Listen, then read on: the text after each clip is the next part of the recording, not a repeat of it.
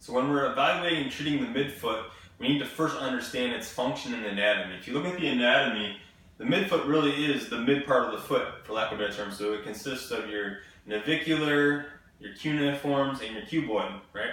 But what's really important about this midfoot is that you have the longitudinal and the perpendicular axis. And so basically what that means is this midfoot can compensate a lot of different funky ways. So if you're walking on a beach, it can compensate at the longitudinal axis, or it can compensate at the oblique axis and vice versa. And this goes for any function in life. So it's really a great mechanism that the body was gifted to allow that foot to function differently depending on the terrain and the task at hand.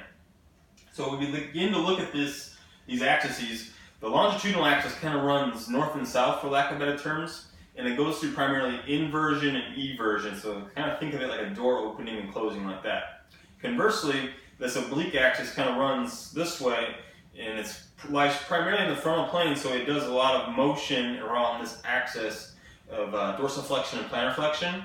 And if you see here, that oblique axis also kind of goes vertical, and that's also the transverse plane, which is ab and adduction, which basically is just a fancy term for saying external and internal rotation of the foot. So don't get confused by those.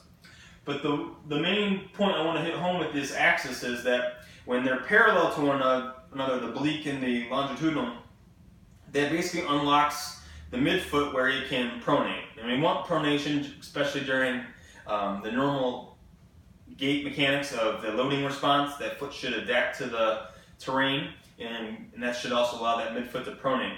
Conversely, when we're getting ready to propel off that foot, we want the opposite to occur. We want those axes to kind of become perpendicular to one another and become stable and rigid, which allows us to propel off a rigid foot, and we can then translate those forces up to the kinetic chain and get that windlass mechanism that we're after to not shoot the plantar fascia and the rest of the foot.